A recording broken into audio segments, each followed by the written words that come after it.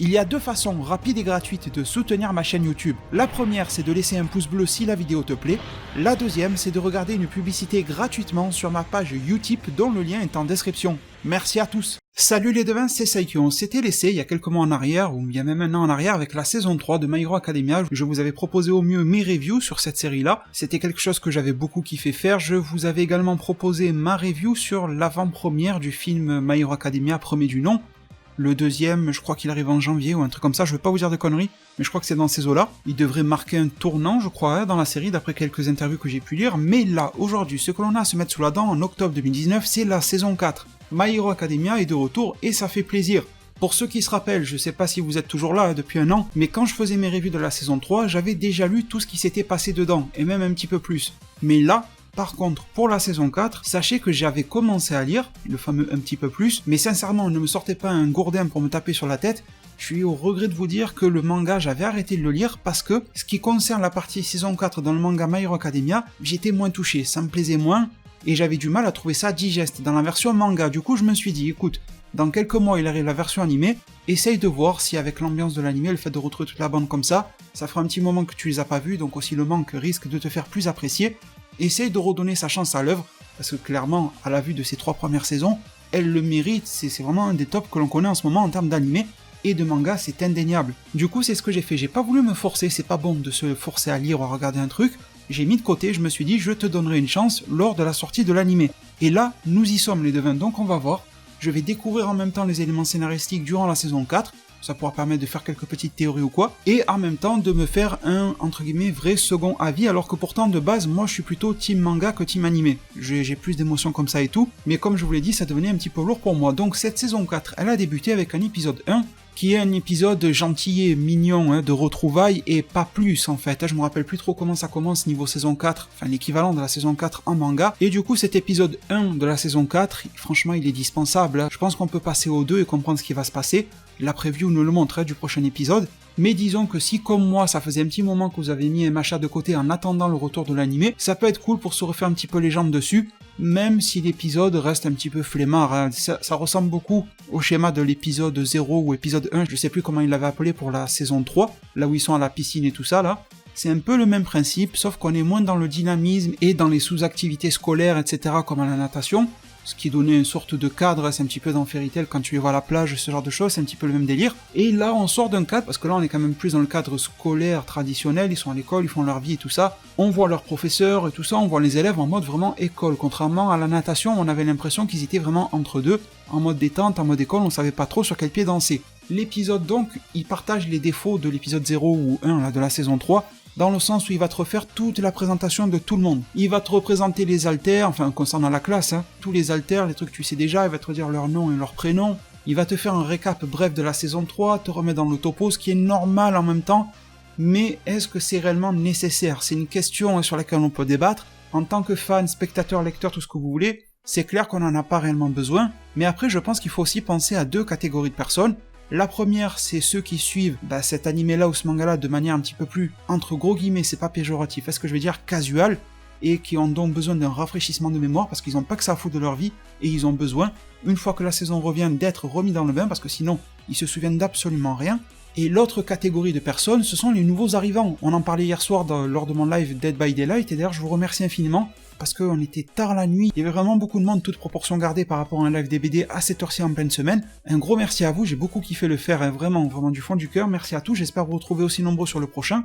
Et on en discutait un petit peu hier sur le fait qu'il y a aussi les nouveaux arrivants qu'il faut agripper, c'est-à-dire qu'il y a des gens qui n'ont jamais regardé, lu, ils n'ont pas vu le film, rien du tout de My Hero Academia, il faut que tu arrives à les mettre dans le bain directement avec la saison 4, dans l'espoir qu'ils la regardent entière, qu'ils attendent la suivante, et qu'ils rattrapent leur retard, une fois la saison terminée par exemple, qu'ils se disent j'ai pas tout compris, donc je vais aller avoir la 1, 2, 3, le film, je vais peut-être lire le manga. En fait, il y a un but d'accroche pour fidéliser une nouvelle audience. Et ce sont des choix, je donnais un exemple hier, que l'on peut comprendre, même One Piece, qui est une œuvre ultra médiatisée, que tout le monde est censé connaître. Quand vous lancez le film Stampede, ne vous en faites pas, il n'y a aucun spoil, on va vous réexpliquer l'histoire, par exemple avec Goldie Roger, avec la légende du One Piece. On va vous réexpliquer ça, alors que franchement, tout ça c'est la base. Eh bien, ils le redisent. Tout ça pourquoi? C'est pas pour nous faire chier. C'est pas pour nous faire une Obito, tu sais, à la Naruto, il y avait des 100 millions de flashbacks. C'est tout simplement, pour la version animée, c'est tout simplement parce que ils veulent accrocher un nouveau spectateur, un nouveau type de spectateur et les fidéliser à terme. Donc en fait, ça sera les points principaux négatifs de l'épisode, des choses que je peux comprendre en même temps, donc ça atténue un petit peu parce que j'aurais peut-être fait pareil à leur place, c'est ça que je veux dire. Ensuite, côté positif, eh bien j'ai bien aimé que contrairement à l'épisode de la piscine l'an dernier, cet épisode-là pose un cadre, pose une réelle ambiance. Alors niveau animation et tout ça, ne vous attendez pas à un truc de fou. Franchement, j'ai trouvé l'épisode flemmard sur pas mal d'aspects. Visuel, l'opening, j'ai pas trouvé terrible, pas extrêmement inspiré. J'ai même pas regardé l'ending, j'ai sauté direct à la preview, j'irai le voir plus tard. Bon, visuellement et tout ça, c'était pas très inspiré, mais artistiquement, j'ai trouvé que sur la réalisation, sur les choix des palettes des couleurs, il y avait un petit quelque chose. À la fin, quand on a Izuku, qui va parler un petit peu en tête-à-tête avec le journaliste, qui est un freelance, je crois. Il y a de beaux plans, alors qu'on est juste devant lui comme ça, coucher de soleil, tout ça, c'est bien choisi, je trouve.